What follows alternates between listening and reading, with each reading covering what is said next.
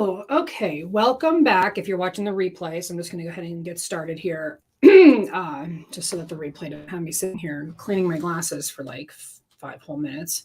Oh my gosh, these glasses will not clean. This is really crazy. I don't normally go live on YouTube during lunch, so I don't even know like who's around. So that might be, but that's okay. I am going to be doing some research on the bill. So this is like really not anti-MLM related, but that's okay. I'm going to be doing some research on the California bill. I want to do a little reading about it, a little talking about it, just because it's on my mind. I didn't necessarily want to make like a whole video about it, but just let me know that you're here. Say hi. But I wanted to just share what I've found, what a lot of the arguments are. Hey, Christy, what a lot of the arguments are about it, and just maybe hopefully provide some education, because I know that some people, I know that the first thing I saw about it today was MLM Boss Babe shared in her stories on Instagram that there is I don't know if it's Monat or whoever, somebody is sharing a picture of their 28-day-old baby and saying, you know, this is who they want to be able to kill. Can you imagine killing this baby? And it's crazy. Like it's just ludicrous that anyone would believe that that's what this bill says. The real ironic part is that this bill is here to protect women. So I was doing some research. I found an article in the Sacramento Bee. And it's a fact check. It says, do California lawmakers want to decriminalize infanticide? So let's just, so like everybody's on the same page, define infanticide. I like to read actual definitions of things. The crime of killing a child within a year of birth. Okay. So the question is this law trying to decriminalize killing a child within a year of its birth? I mean, the short answer is absolutely not. And the far right is trying to scare you into thinking that. So, because, and you've got states like Texas. So this article talks about how states like Texas, Florida, Mississippi are passing laws that heavily restrict when a person can get an abortion. And here is the stance that I want to take on abortion. I am neither pro-abortion nor anti-abortion. And that's because I'm pro-choice. I am pro-choice that this is the conversation around a woman's reproductive health and whether or not you have to make a choice about what's here. That is your right to choose. And the example I gave in my stories today on Instagram, that it's basically the trolley problem, right? So the trolley problem says that it's a hypothetical philosophical or riddle, essentially. I'm going to call it a riddle, where you are at the controls of a trolley, and you have to choose which track the trolley is going to go on. But on one track, there are 5 people, and you will kill those 5 people if you go on that track. But on the other track, there is 1 person. And if you go on that track, you will kill that person. So do you kill the 1 to save the 5, or do you kill the 5 to save the 1? And you can add in an extra monkey wrench that you know the 1. So do you kill 5 people to save the 1 person that you know? Or do you kill the person you know to save 5 lives? And in my opinion, there's no right answer. And I don't think that many of us ever find ourselves in that position. But a lot of times, hey, Maggie, a lot of times we are presented with the decision of, do I hurt 1 person to save someone else? Or do I hurt this person to save this person? Maybe it's not life or death, but sometimes we are put in those positions of, do I hurt this person to protect this person? Or do I not protect this person? Hey, Crafty, welcome. I normally talk about anti-MLM stuff, but today I'm on an pro-life, pro-choice conversation kick because of the California law. So we are frequently faced with these conundrums, these choices that, in my opinion, are neither, like, there's never going to be a right answer. Somebody gets hurt no matter what. You're damned if you do, you're damned if you don't. It doesn't matter. And the problem that we are encountering with these laws is that these laws are creating consequences for damned if you do and damned if you don't. Damned if you choose to save your life, right? So a lot of times people get put in positions where they need to end a pregnancy, tragically, but it's because that would save their life. And if they do that, they risk being arrested, prosecuted for murder. So if they don't end the pregnancy, then they're risking their own life and their baby's life. They could both die, or the baby could live and they die. And who's to say what is the perfect outcome of that scenario? There's no good outcome. Some people might say, well, the baby gets to live. You've had a good life. Sure. But then that baby doesn't have a mother. The father has to raise the baby alone. I mean, there's so many nuanced layers to this situation that to put any kind of legality on it is really where I draw the line. I don't think that if you are anti-abortion that you're wrong. And I don't think if you're pro-life, you're wrong. Wait, yeah. Anti-abortion, yeah. Because that's pro-life, pro-choice. Pro-choice, sorry. I don't think that you're wrong. I just think that we are raised to believe what choice we would make, right? We get raised in our values. We get raised in our churches, our no churches, whatever. And then we have our own moral compass of what we believe to be the right choice. And then sometimes still you get put into positions where you don't even know what the right choice would be. And you can't, and you're just like, I don't even know how to make the right choice. I don't know what right choice is best for me. So why should there be this looming decision of, if I make this choice, I will get arrested and go to jail. But if I don't make this choice, I could die. I don't understand why I do. The government wants control in this because they want control. 100% whatever you're saying. My husband and I have had this same conversation many times. Yeah. And I've never been in this position in terms of pregnancy, childbirth. I've not found myself in this position, and we don't intend on having any more children. So I won't. And so I'm not making this opinion statement out of any kind of like, this happened to me. This is just what I think I would do. But it's also what I would want. I would not want to have to be forced with making this decision, also knowing that one of the consequences could be jail time. That's horrifically wrong. So what this bill is saying, okay, let me find, so one such bill, Assembly Bill 2223. Oh, thank you, Christy. Authored by Assemblywoman Buffy Wicks, Democrat, Oakland, aims to shield women and other birthing people, love the phraseology here, from criminal and civil liability in the event of a miscarriage, self-induced, or criminal abortion or infant death due to pregnancy-related causes. At least 2 women, both in Kings County, have been prosecuted in California for having a miscarriage. Can you even fathom? Now, like I said, I have never had a miscarriage. My mother had 4. I can't fathom having a miscarriage and then being prosecuted for murder. Because it's not your fault that a baby doesn't survive. It's not your fault. Even if, and then they try to put the war on drugs on it, but it also is predominantly onto minorities, specifically Black people. I was reading, let me see if I can find the other article. Somebody just shared it with me on Instagram. So let me see if I can find it real quick. There was another scenario where, here it is. So the Mother Jones posted this, and why can't I click on this? Are you kidding me? Instagram on the computer really sucks. Like, really sucks. All right. Where are you guys at? Here we go. Okay. So this is titled The Long Scary History of Doctors Reporting Pregnant People to the Cops. So then this breaks down to doctors who are seeing something and saying, I think this is wrong. I'm going to call the cops. Okay. Where was this paragraph?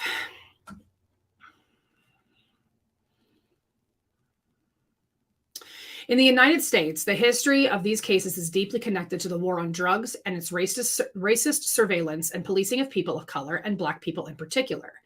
In Killing the Black Body, Race, Reproduction, and the Meaning of Liberty, legal scholar Dorothy Roberts explains that charges of prenatal crime used to occur twice a decade.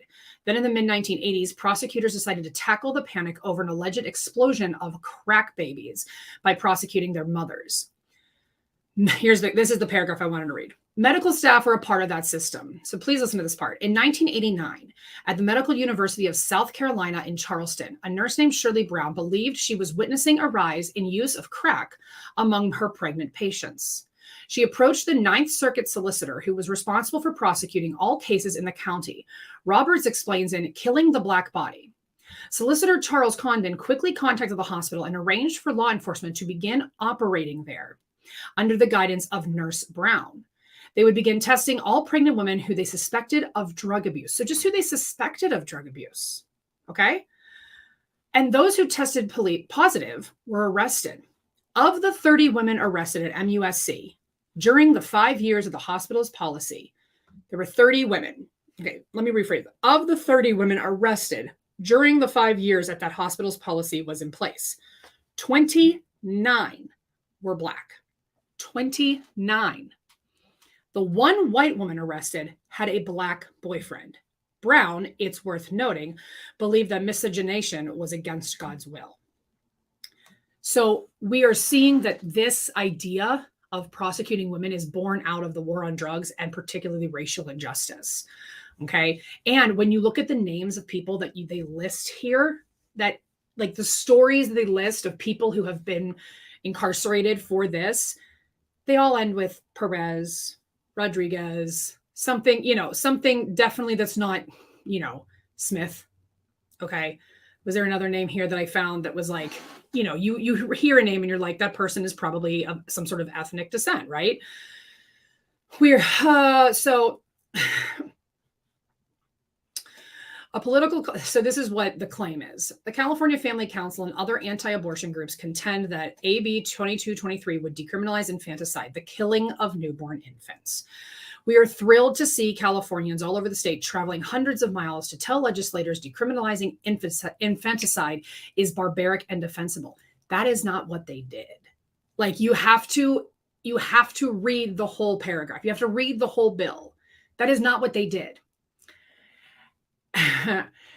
A political culture that justifies killing millions of children in the womb is now declaring open season on unwanted newborns. Every Californian must oppose this heinous bill. So before I talk about why this is false, the false narrative also, they could be married names. You're right, Loverbug. They totally could. But, and this is me showing, again, maybe a stereotype, a bias that I have instinctively. But when you see the name Perez, Rodriguez, you automatically, that's the picture.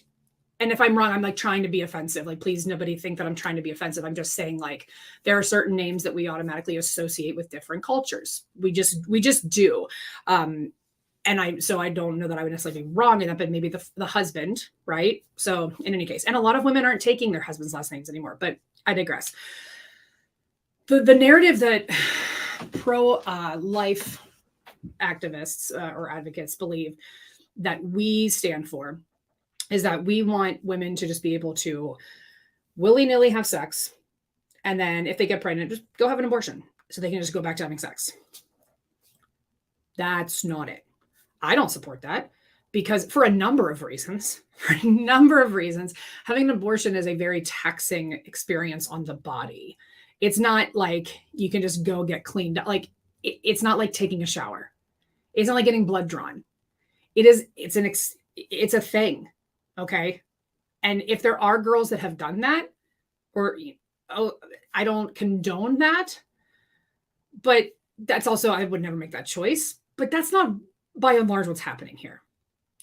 We are talking about women who are making the choice to save their own lives, women who are making the choice to not bring a child into a world where the government will not care for them. And so if they bear that child, their own life will be worse because they won't have the means to support that child. the government will judge them. People will judge her. It will be harder for her to rise up. Like, there are just so many nuances. There's so many levels to why a woman has to make that choice. And to just boil it down to, well, they just want to be able to have sex whenever they want, is uneducated, ignorant, and honestly religious. And that's stupid. That's stupid. So this is why this is false.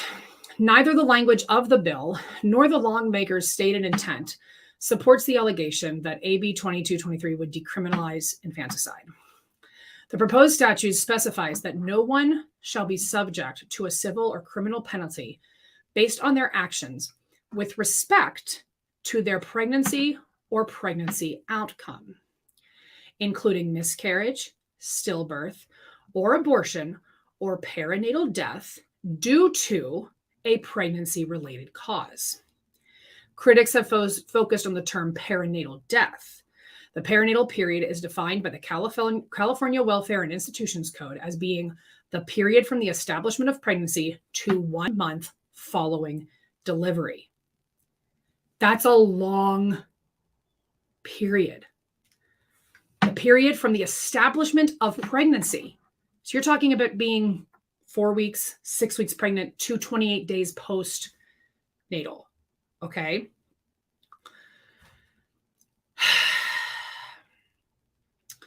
In response to these concerns, Assemblywoman Wicks agreed to amend the bill to specify that it only applies to perinatal deaths stemming from pregnancy-related causes. You know what this says to me? It says to me that people are too dumb, and I apologize, but people are too dumb to really read and understand what it means. That they're willing to hear someone say what something means and just go, that's what that means. I'm not going to look any further into it. Anti-abortion activists are peddling an absurd and disingenuous argument that this bill is about killing newborns, when ironically, the part of the bill they're pointing to is about protecting and supporting parents experiencing the grief of pregnancy loss. So we are talking about babies that have already tragically passed. And this bill is protecting those parents so that those parents don't have to not only deal with grief, but now jail time and legal troubles. The argument is about trying to shame the sexuality of women. Yes, absolutely, Amy. In Canada, we have free and legal access to abortion and emergency contraceptions, and it isn't a promiscuous free all over here. We just have the bodily autonomy. Listen, Canada looks better and better to me almost every day. Okay. According to an Assembly Judiciary Committee analysis of the bill, AB 2223 would not prevent authorities from being able to investigate the facts of a newborn child's death, including whether the child was born alive and when and how the child died. The bill would only prevent further criminal investigation of the parent in the event that the death was determined to have a pregnancy-related cause. So if the death is determined that it was because of the pregnancy, then they are not allowed to prosecute the parent. Like, can we just, oh, hey, Melissa, can we just like wrap our heads around that? Because what drives me insane is that these laws are created to protect people who bear children, people who have children. And then people who have children are like, can you believe this law? And these situations could happen to any of us. Any of us. And they're holding their baby saying, can you believe they want to kill this? No, I can't believe that because it's not true. It's an outright lie because you are using your religion to so heavily influence your law-making decisions that you cannot possibly think critically. So the only reason I went live to talk about this because I just wanted to talk about it. And I didn't want to send oodles and oodles of voice notes to my friends of me just saying the same thing over and over again. I just wanted to talk about it because when I was growing up in high school, I was raised Catholic. I was staunchly pro-life. I was very much against abortion. I was of the belief there's absolutely no excuse. There's no scenario where it should be okay. None whatsoever. And then as I learned, as I grew, as I went to college, as I educated myself and learned to think critically, I started to see the different points of views and the different scenarios, and that it is indistinguishable between a self-induced abortion and a miscarriage. You can't tell the difference. So somebody could have an abortion and the doctor could decide that it was a self-induced abortion. And then all of a sudden you're being arrested because you had a miscarriage, because the doctor suspects that you caused the abortion, the miscarriage, by doing an abortion. And why does he suspect that? It could be because you're a BIPOC. That's the problem. Your religious beliefs have no business in lawmaking. And I say that as a Christian. I say that as a woman who believes in Jesus. I pray to Jesus frequently, but I am very much against the church because I don't believe that what the church is now is anything close to what Jesus wants. I don't believe that Black, Indigenous, person of color, lover bug. That's what BIPOC means. Black, Indigenous, Black and Indigenous people of color, or person of color. I'm not sure if the P is people or person, but Black and Indigenous people of color. So that's my stance. So when I say that I'm a Christian, I don't subscribe to big box churches, mega churches. The country was founded on separation of church and state. Yeah, it was. And unfortunately, we've lost that. The land of the free has really decided to become the land of the free if you believe what we believe. Isn't that funny? You're free to believe what we believe. But once you believe something else, and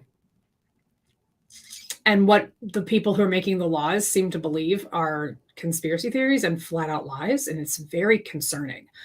But also racism, and sometimes racism is stronger than the actual laws. Yeah, that's true too, Maggie.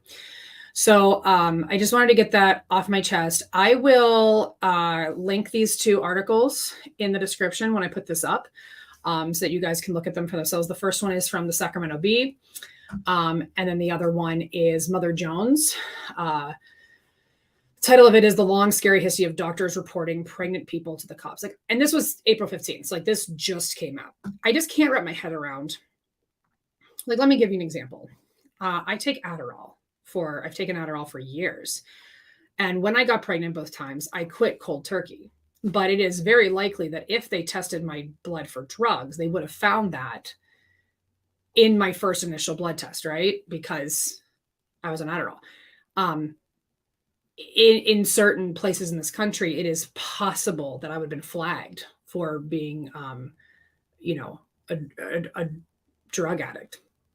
Even if I would have said, no, this is Adderall, I can show you a prescription, they would have still flagged me for it. I want to do a video essay about how religion has really been the downfall of democracy. Oh yeah.